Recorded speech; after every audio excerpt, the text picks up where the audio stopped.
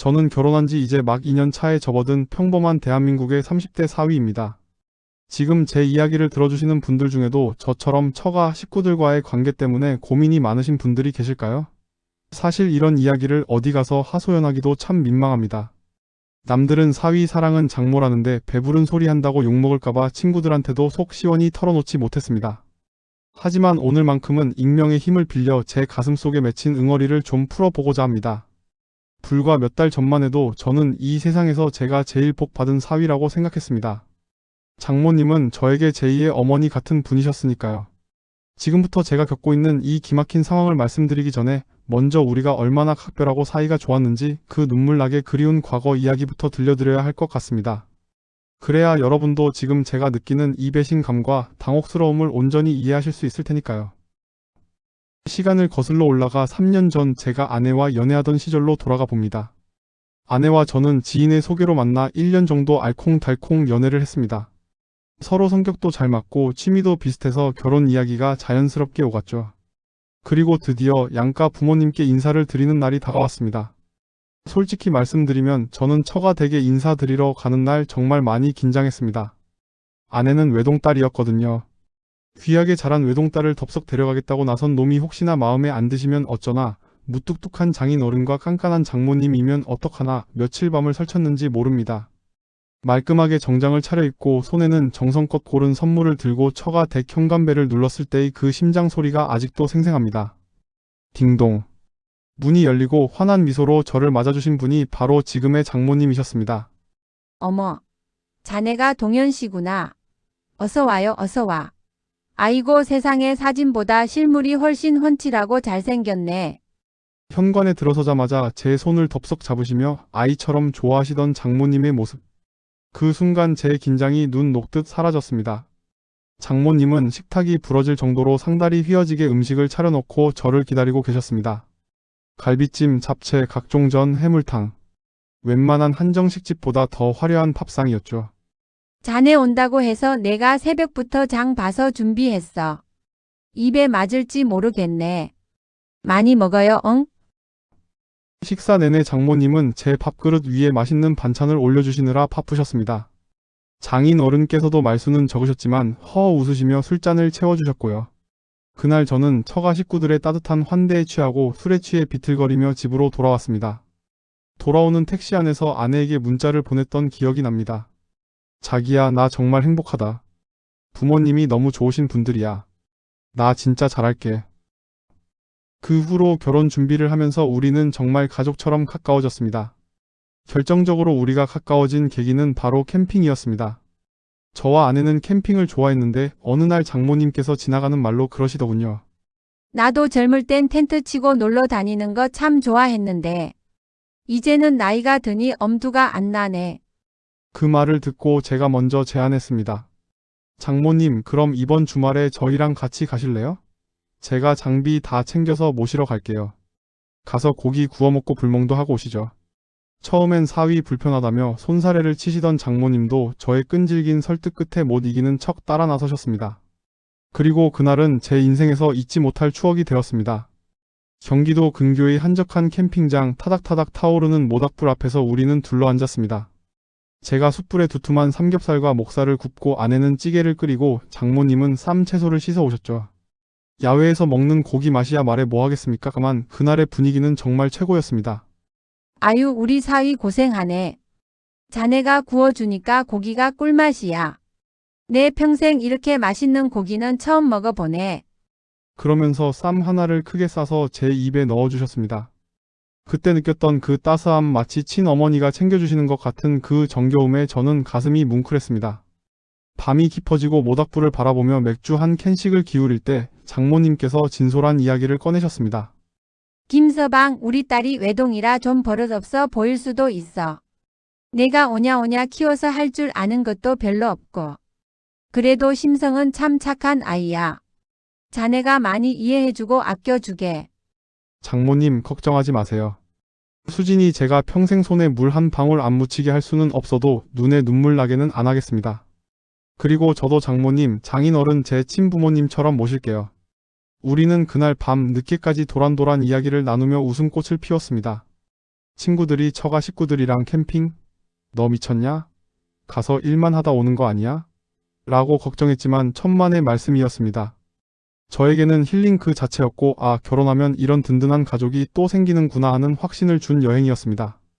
그 캠핑 이후로 저는 주말에 시간이 나면 종종 처가에 들러 밥도 먹고 장모님이랑 같이 마트장도 보러 다녔습니다. 주변에서 사위가 장모랑 저렇게 팔짱 끼고 다니는 거 처음 본다며 부러워할 정도였으니까요. 결혼 준비 과정도 정말 순탄했습니다. 보통 예단이다 혼수다 해서 양가 부모님끼리 얼굴 붉히는 일도 생긴다는데 저희 장모님은 정말 쿨하셨습니다. 김서방, 우리는 허례의식 다 필요 없다. 너희 둘만 잘 살면 돼. 예단이니 예물이니 그런 거 신경 쓰지 말고 그 돈 아껴서 너희 집 대출금 갚는데 보태거나 신혼여행 가서 맛있는 거 더 사 먹어. 심지어 신혼집을 구할 때 전세 자금이 조금 부족해서 쩔쩔매고 있을 때 장모님께서 조용히 저를 부르시더니 봉투 하나를 건네셨습니다.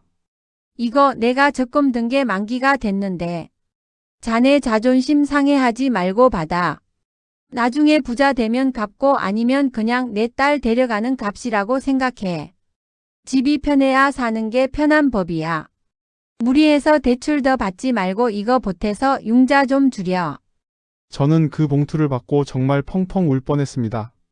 액수의 문제가 아니라 사위의 자존심까지 배려해주시는 그 마음 씀씀이가 너무 감사했기 때문입니다. 덕분에 저희는 무리하지 않고 아담하고 예쁜 신혼집을 마련할 수 있었습니다. 결혼식 날 신부 대기실에서 고운 한복을 입으신 장모님은 제 손을 꼭 잡고 말씀하셨습니다. 우리 아들 오늘 정말 멋지네. 내 딸 잘 부탁한다. 싸우지 말고 행복하게 잘 살아. 저는 그날 맹세했습니다. 이분들을 위해서라도 정말 열심히 행복하게 잘 살겠노라고요. 신혼여행을 다녀와서 양가에 인사를 드릴 때도 장모님은 진수성찬을 차려주시고는 피곤할 텐데 얼른 가서 쉬어라. 결혼 후 1년 동안은 그야말로 꿈같은 신혼생활이었습니다. 장모님은 저희 부부의 사생활을 철저히 존중해 주셨습니다. 신혼 때는 둘이 붙어만 있어도 시간이 모자랄 텐데 늙은이들이 눈치 없이 끼어들면 안 되지. 연락도 먼저 하시는 법이 거의 없었습니다. 저희가 먼저 안부 전화를 드리면 그래. 밥 잘 챙겨 먹고. 나는 잘 지내니 걱정 마라. 하고 짧게 끊으셨죠. 반찬을 해서 주실 때도 집에 들어오시지도 않고 경비실에 맡겨두거나 현관 문고리에 걸어두고 문자만 툭 보내셨습니다. 김치랑 밑반찬 좀 해서 문고리에 걸어뒀다. 퇴근하고 가져가서 먹어. 친구들이 처가 스트레스 이야기를 할 때면 저는 딴 세상 이야기처럼 들렸습니다. 야, 너네 장모님은 진짜 천사다 천사. 그런 분이 어디 있냐? 우리 장모님은 주말마다 오라 가라 난리인데. 친구들의 부러움 섞인 질투를 받으며 저는 속으로 쾌재를 불렀습니다. 가끔 저희가 먼저 장모님 이번 주말에 식사하러 오세요. 라고 초대하면 그제야 못 이기는 척 오셔서 식사만 딱 하시고는 과일 깎아 먹기가 무섭게 일어나셨습니다. 아유, 됐다. 너희끼리 편하게 쉬어. 나는 드라마 봐야 해서 가야겠다. 설거지라도 하려고 하면 내 딸 고생하는 꼴 못 보지만 남의 집 귀한 아들 고생하는 꼴도 못 본다며 한사코 말리셨습니다. 그때의 장모님은 저에게 어른 그 자체였습니다. 배려심 깊고 지혜롭고 자식 부부의 행복을 위해 적당한 거리를 지킬 줄 아는 분. 저는 아내에게 입버릇처럼 말했습니다. 여보, 나 장모님 같은 분이면 평생 모시고 살아도 좋을 것 같아. 아내도 뿌듯해하며 웃었죠. 우리 엄마가 좀 쿨하지? 당신이 잘하니까 엄마도 더 잘해주시는 거야. 그렇게 1년이 지났습니다. 모든 것이 평화로웠고 완벽했습니다. 우리는 주말이면 둘이서 데이트도 하고 가끔 양가 부모님 모시고 식사도 하면서 평범하고 행복한 나날을 보냈습니다. 하지만 여러분, 인생이라는 게 참 얄궂죠. 영원할 것 같던 그 평화가 깨지는 건 정말 한순간이더군요. 그 완벽했던 장모님이 변하기 시작한 건 정확히 아내가 임신 테스트기에 두 줄을 확인한 그날부터였습니다. 그것은 우리 부부에게 찾아온 가장 큰 축복이자 선물이었습니다. 우리는 서로 부둥켜 안고 기쁨의 눈물을 흘렸고 양가 부모님께 바로 영상통화를 걸어 이 기쁜 소식을 알렸습니다. 화면 너머로 장모님은 춤을 추실 듯이 기뻐하셨습니다. 아이고, 우리 딸이 임신이라니. 세상에 하나님 감사합니다. 이제 아빠 되는 거야? 축하해. 그때까지만 해도 저는 몰랐습니다. 이 축복이 제 인생에서 가장 힘든 시련의 서막이 될 줄은요. 손주를 너무나 기다리셨던 장모님의 사랑이 빗나가고 왜곡된 방식으로 표출될 줄은 꿈에도 상상하지 못했습니다. 과거의 그 다정하고 배려 깊던 장모님은 온데간데 없고 마치 다른 사람의 영혼이 들어간 것처럼 180도 달라진 모습. 사위 사랑은 장모라던 그 말이 사위 잡는 건 장모라는 말로 바뀌는 데는 그리 오랜 시간이 걸리지 않았습니다. 임신 초기 아내는 입덧이 꽤 심했습니다. 물 냄새만 맡아도 헛구역질을 하고 잘 먹던 고기는 입에도 못 대는 상황이 왔죠. 남편으로서 당연히 안쓰럽고 제가 대신해줄 수 없어 미안한 마음뿐이었습니다. 그래서 저는 퇴근하면 불이 나게 집으로 달려와 아내의 등을 두드려주고 먹고 싶다는 과일을 사다 나르며 나름대로 최선을 다했습니다. 그런데 장모님의 생각은 저와 좀 달랐던 모양입니다. 아내의 입덧 소식을 듣자마자 장모님은 저에게 전화를 걸어오셨습니다. 김서방 자네는 애가 밥도 못 먹고 토하고 있는데 뭘 먹이고 있는 거야? 애 얼굴이 반쪽이 됐더구만. 걱정되시는 마음 100번 이해합니다. 친정엄마니까요. 그런데 그날부터 장모님의 방문이 시작되었습니다. 처음엔 일주일에 한두 번이었습니다. 입덧엔 친정 엄마 밥이 약이야. 내가 죽 좀 수어왔다. 처음엔 감사했습니다. 제가 출근한 사이 혼자 끙끙 앓을 아내가 걱정되었는데 장모님이 오셔서 챙겨주시니 얼마나 든든했겠습니까? 퇴근하고 돌아오면 냉장고에 반찬이 채워져 있고 집안도 정돈되어 있어서 저는 진심으로 감사 인사를 드렸습니다. 장모님 정말 감사합니다. 덕분에 한시름 났어요. 힘드실 텐데 너무 무리하지 마세요. 하지만 그것은 서막에 불과했습니다. 아내의 배가 조금씩 불러오고 안정기에 접어들 무렵 장모님의 방문 횟수는 기하급수적으로 늘어나기 시작했습니다. 일주일에 한두 번이던 방문이 이틀에 한 번 급기야 일주일에 4~5번으로 늘어났습니다. 퇴근하고 도어락 비밀번호를 누르려는데 안에서 왁자지껄한 TV 소리와 음식 냄새가 날 때의 그 기분. 분명 내 집인데 내가 초인종을 눌러야 할 것 같은 그 묘한 위화감 말입니다. 문을 열고 들어서면 장모님은 마치 이 집의 주인처럼 거실 소파에 앉아 계셨습니다. 왔나? 밥은? 아, 네. 회사에서 먹고 왔습니다. 장모님 아직 안 가셨어요?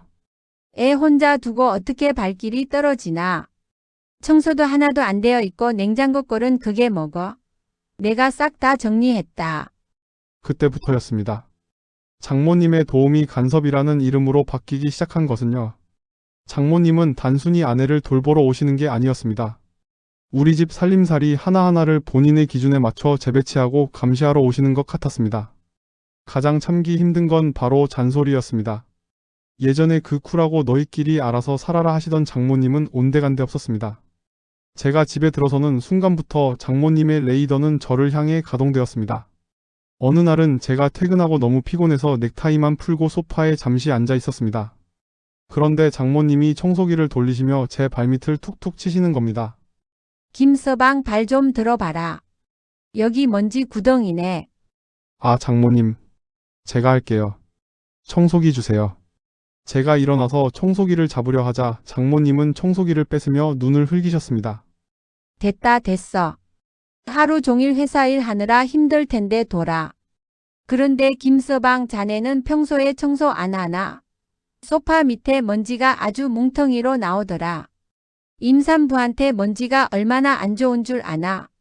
애가 들이마시는 공기가 다 태아한테 가는 거야. 그러면서 시작되는 설교. 요즘 세상에 남자가 바깥일만 한다고 다가 아니야. 아내가 임신 중이면 남편이 손발이 되어줘야지. 설거지통에 컵이 그대로 있더구만. 아침에 물 마시고 그냥 나갔나? 아, 네. 늦어서 급하게 나가느라. 아무리 바빠도 그렇지. 우리 딸 배 불러서 싱크대 앞에 서 있기도 힘든 애한테 설거지까지 시킬 셈이야. 아내가 임신 중이면 집안일은 남편이 100% 다 하는 거야. 그게 요즘 상식이야, 상식. 물론 저도 압니다. 아내가 힘드니 제가 더 많이 해야죠. 저도 나름대로 노력하고 있습니다. 음식물 쓰레기 버리는 것, 분리수거, 빨래 돌리고 널기.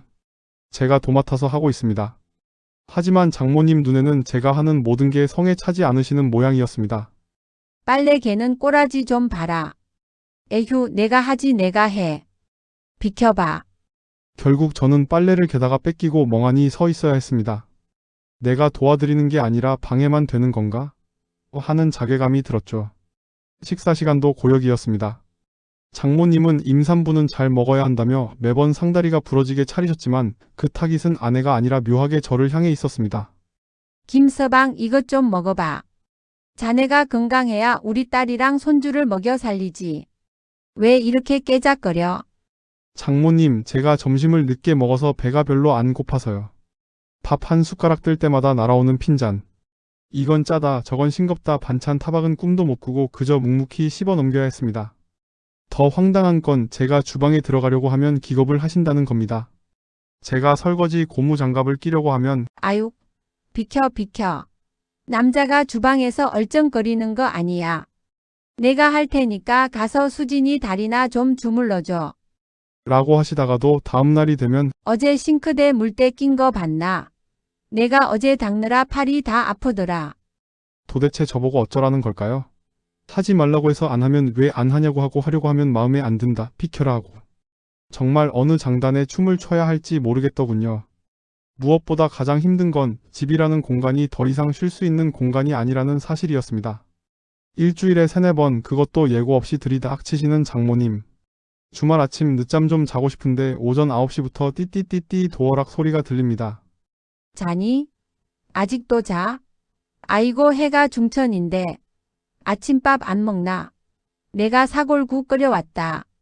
일어나라. 부스스한 눈으로 일어나면 안방문을 벌컥 여시는 장모님과 눈이 마주칩니다. 속옷 바람으로 자고 있던 저는 화들짝 놀라 이불을 끌어당겨야 했죠. 장모님 노크 좀. 가족끼리 뭔 노크야. 얼른 나와서 국 씻기 전에 먹어. 저의 프라이버시는 깡그리 무시당했습니다. 화장실에 칫솔이 몇 개인지 수건을 몇 장 썼는지 심지어 빨래통에 제 속옷이 뒤집혀 있었는지까지 장모님은 다 알고 계셨습니다. 김서방 속옷 좀 뒤집어 벗지 마라. 빨래할 때 내가 일일이 뒤집어야 하잖아. 얼굴이 화끈거려 쥐구멍이라도 숨고 싶었습니다. 장모님이 제 속옷을 만진다는 생각만 해도 소름이 돋았지만 실은 내색을 할 수도 없었습니다. 감사합니다, 죄송합니다만 반복하는 앵무새가 된 기분이었죠. 아내에게 조심스럽게 이야기를 꺼내보기도 했습니다. 여보, 장모님 너무 고생하시는데 오시는 횟수를 좀 줄이면 안 될까? 우리가 알아서 할 수 있는 부분도 있잖아. 하지만 아내는 오히려 서운해하더군요. 오빠, 엄마가 우리 생각해서 도와주시는 건데 왜 그래? 나 임신해서 몸도 무거운데 엄마 없으면 나 진짜 힘들어. 그리고 오빠가 집안일 완벽하게 하는 것도 아니잖아. 엄마가 해주시면 감사한 거지. 임신한 아내에게 스트레스를 주기 싫어 저는 입을 다물 수밖에 없었습니다. 아내는 장모님이 오시면 친정엄마랑 수다 떨고 맛있는 거 먹으니 좋겠지만 저는 퇴근하고 집에 오면 또 다른 상사가 기다리고 있는 기분이었습니다. 회사에서는 부장님 눈치, 집에서는 장모님 눈치.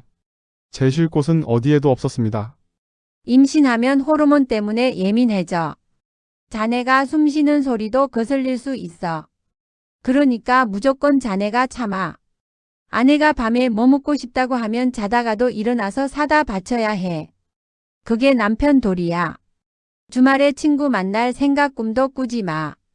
언제 애 나올지 모르는데 어딜 돌아다녀.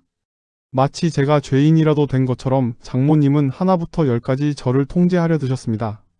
그것도 사랑과 걱정이라는 포장지로 아주 예쁘게 포장해서 말이죠. 집이라는 공간은 밖에서 치열하게 전쟁을 치르고 돌아와 무장을 해제하고 쉴 수 있는 유일한 안식처여야 하잖아요. 그런데 저에게 집은 제2의 전쟁터가 되어버렸습니다. 소파에 누워 TV 리모컨을 돌리는 사소한 행복조차 눈치가 보여 누릴 수 없게 되었으니까요. 김서방 TV 소리 좀 줄여라.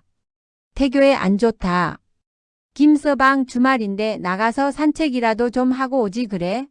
청소기 좀 돌릴게. 그래도 참았습니다.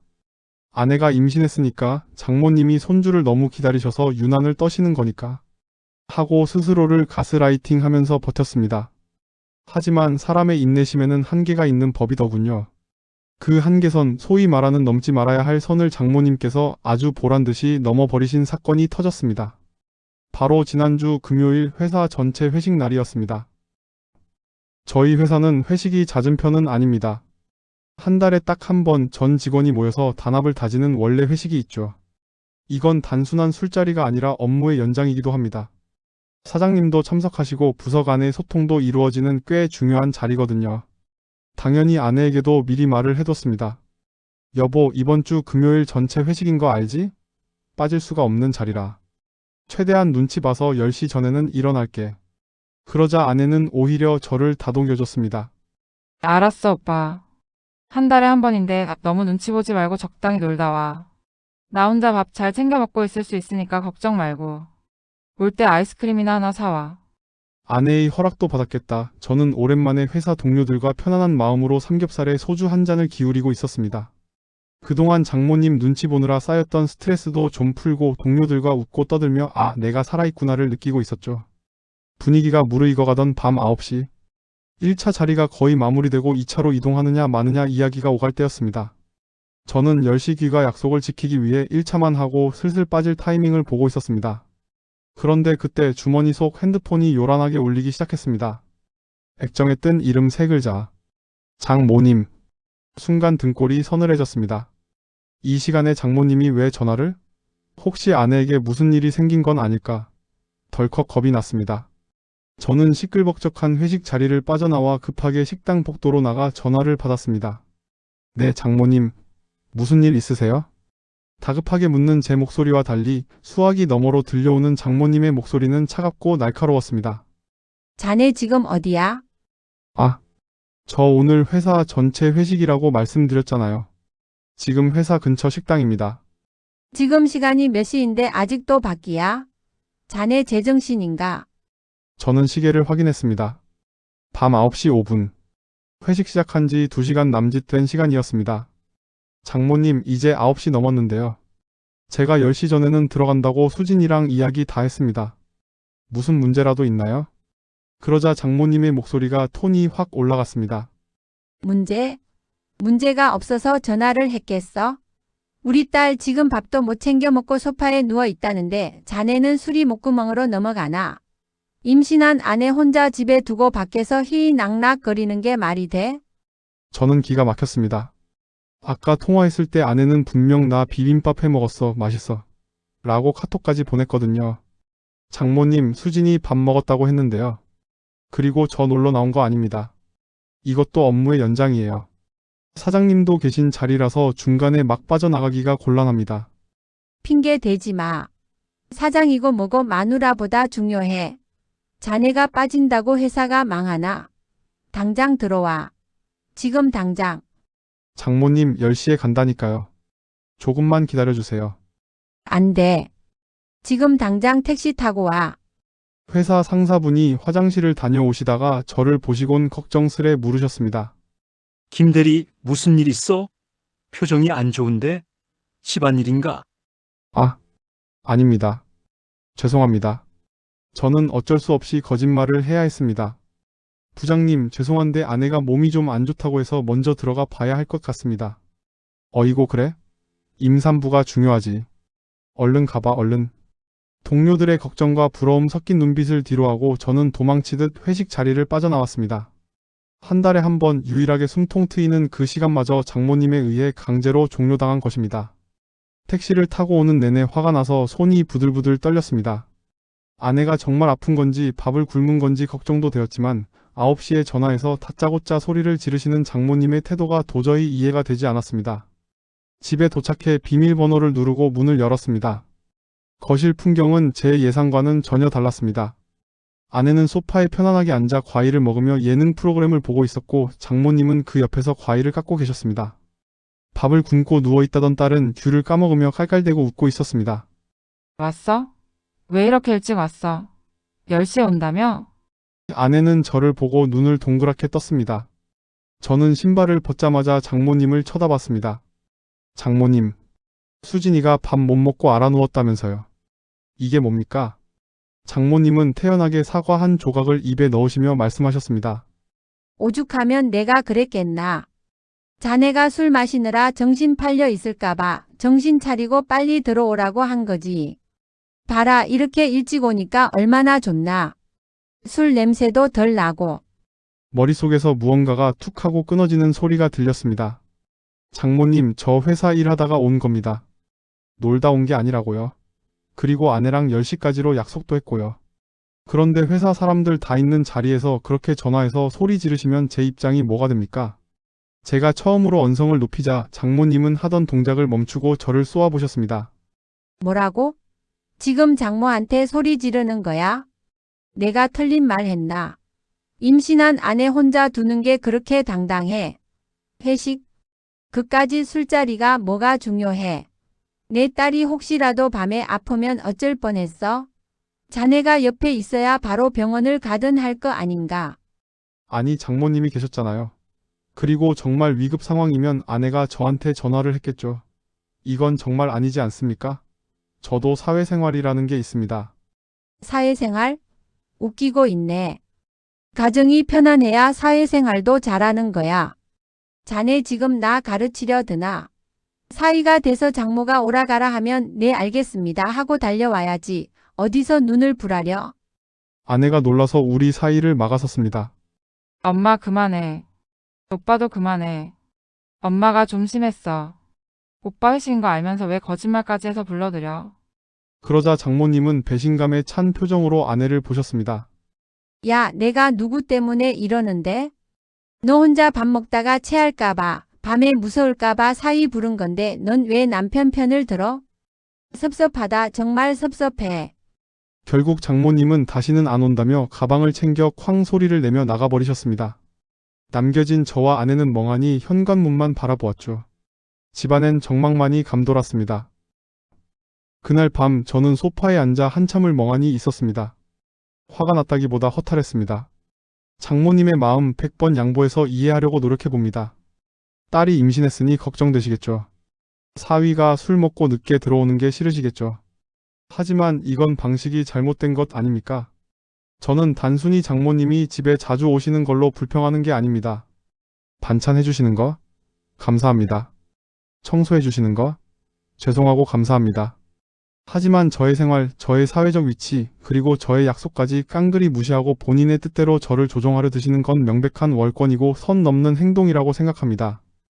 회식도 엄연한 업무의 일부분입니다. 제가 12시, 1시까지 흥청망청 마신 것도 아닙니다. 9시였습니다.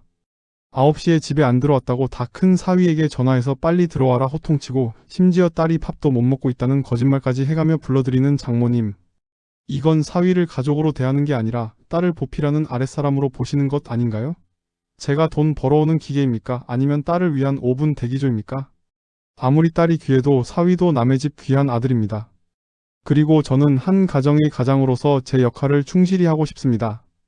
회사에서도 인정받고 싶고 집에서도 좋은 남편이 되고 싶습니다. 그런데 장모님은 저를 회사에서는 가정사로 일찍 도망가는 무책임한 사람으로 만들고 집에서는 장모 말 안 듣는 나쁜 사위로 만들고 계십니다. 이대로 가다간 아내가 출산하고 나면 더 심해질 것 같아 벌써부터 숨이 막혀옵니다. 그때는 육아를 핑계로 아예 저희 집에 들어와 사시겠다고 할까 봐 겁이 납니다. 사랑하는 장모님, 아니 어머님. 예전에 그 쿨하고 멋지셨던 장모님은 어디 가셨나요? 캠핑장에서 사위 입에 쌈 넣어주시던 그 따뜻한 마음은 어디로 갔나요? 저는 지금의 장모님이 너무나 낯설고 무섭습니다. 저희 부부 이제 어른입니다. 저희끼리도 잘할 수 있습니다. 조금만 믿고 지켜봐 주시면 안 될까요?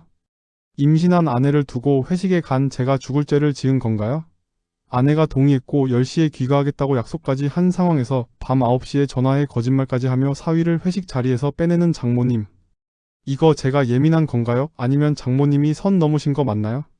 솔직히 저는 지금 장모님 얼굴 뵙기가 너무 불편합니다. 당분간 오지 마시라고 말씀드리고 싶은데 그러면 또 친정엄마 무시한다며 난리가 나겠죠? 이러지도 저러지도 못하는 2년차 사위, 도대체 어떻게 해야 현명하게 대처하는 걸까요? 여러분의 지혜로운 조언이 너무나 절실합니다. 제발 댓글로 저 좀 도와주세요. 긴 이야기 들어주셔서 감사합니다.